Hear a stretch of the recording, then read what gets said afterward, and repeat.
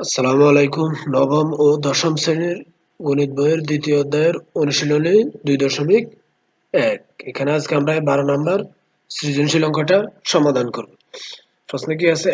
100 জন শিক্ষার্থীর মধ্যে কোনো পরীক্ষায় 65 জন শিক্ষার্থী বাংলায়, তাহলে 100 এর মধ্যে 65 জন শিক্ষার্থী বাংলায়, 48 জন শিক্ষার্থী বাংলা ও ইংরেজি উভয় বিষয়ে পাস করেছে এবং 15 জন শিক্ষার্থী দুইটা বিষয়ে ফেল করেছে। তাহলে ক নম্বর প্রশ্ন কি? সংক্ষিপ্ত বিবরণ সহ উপরের তথ্যগুলো ভেন্যচিত্রে প্রকাশ করো।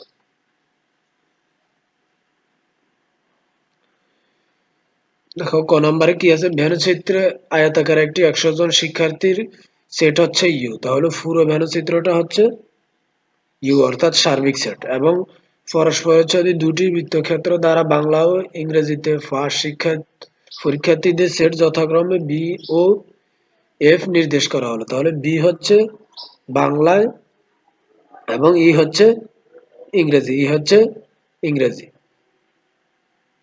এবার দেখো খ নম্বর প্রশ্নে কি আছে?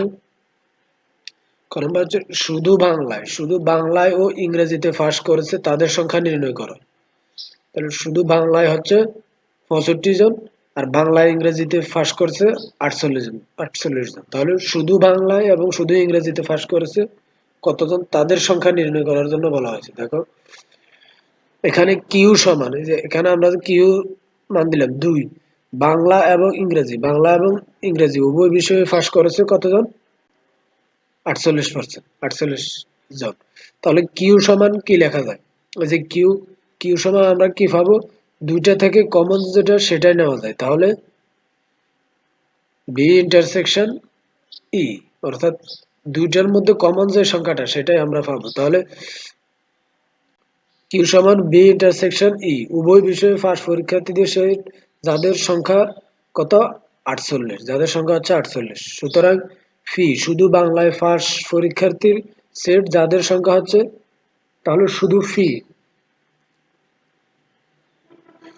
বাংলায় পাস করেছে কতজন? 65 জন। তাহলে 65 থেকে যদি আমরা দুই বিষয়ে পাস করেছে যতজন সেটা বিয়োগ করে দিই, তাহলে শুধু বাংলাটা বেরিয়ে আসবে। তাহলে এখানে দেখো 65 বিয়োগ 48, 65 থেকে 48 বিয়োগ করলে কত হয়? 17। এবং আর হচ্ছে শুধু ইংরেজি, আর এর মানটা হচ্ছে শুধু ইংরেজিতে পাস পরীক্ষার্থীর সেট সদস্য, যা কি হবে দেখো এখানে প্রথমত 48 48 যোগ উভয় বিষয়ে ফেল করছে কতজন? 15 জন। তারপর হচ্ছে যোগ শুধু বাংলায় পাস করছে 17 জন। তাহলে 100 এর মধ্যে সংখ্যাগুলো যোগ করলে কত হয়? 48 এর 15,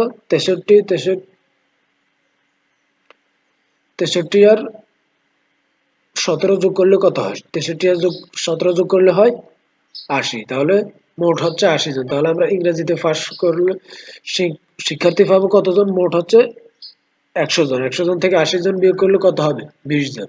তাহলে ইংরেজিতে পাস করেছে 20% এবং বাংলায় পাস করেছে 17%। বাংলায় পাস করেছে 17%।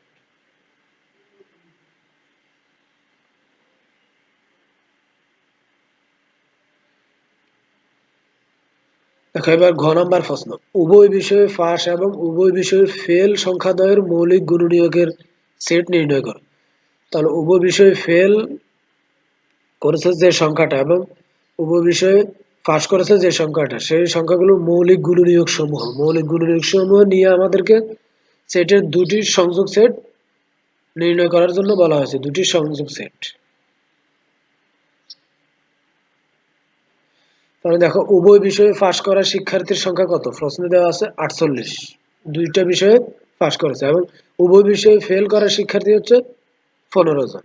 তাহলে 48 এর মৌলিক গুণনীয়ক সমূহ, 48 এর মৌলিক গুণনীয়ক সমূহের সেট আমরা ধরলাম এ।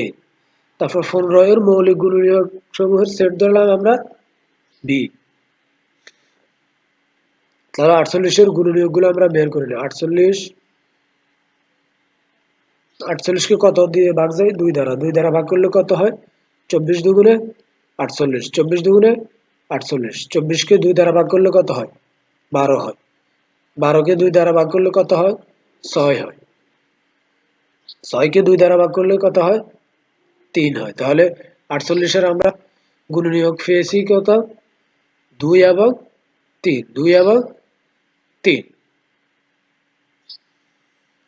তারপর হচ্ছে এবার হচ্ছে 15 এর মৌলিক গুণনীয়ক সমূহ। তাহলে আমরা যদি 15 কে ভাগ করি, 15 এর গুণনীয়ক বের করি, তাহলে 15 কে ভাগ যাবে কত দ্বারা? 3 দ্বারা। 3 পাঁচা 15, 3 পাঁচা 15। তাহলে এখানে হচ্ছে 2 3 আর এখানে হচ্ছে 3 5। তাহলে 48 এর মৌলিক গুণনীয়ক গুলো হলো কি? 2 3 আর এটা হচ্ছে 3 5। আর 15 এর মৌলিক গুণনীয়ক হচ্ছে 3 5। তাহলে সুতরাং এ সমান আমাদের কি? 48 এর মৌলিক গুণনীয়ক সংখ্যার সেট ধরছি আমরা এ। তাহলে আমরা কি লিখতে পারি? এ সমান 2 এবং 3 এবং বি সমান 3 5। তাহলে সংযোগ সেট দুইটি কি? এটা একটা হচ্ছে এ সংযোগ সেট বি। তাহলে এর মান হচ্ছে 2 3 এবং বির মান হচ্ছে 3 5। তাহলে দুই ইউনিয়ন, এটা হচ্ছে ইউনিয়ন। এটার কাজ কি? দুইটা থেকে কমন আনকমন সংখ্যাগুলোই বসবে। যদি কমন থাকে তাহলে দুইটার বদলে একটা বসবে। তাহলে এখানে আছে 2 আছে, তারপর 3 দুইটা আছে, একটা বসবে, তারপর হচ্ছে 5। তাহলে এটার আনসার হচ্ছে 2 3 5।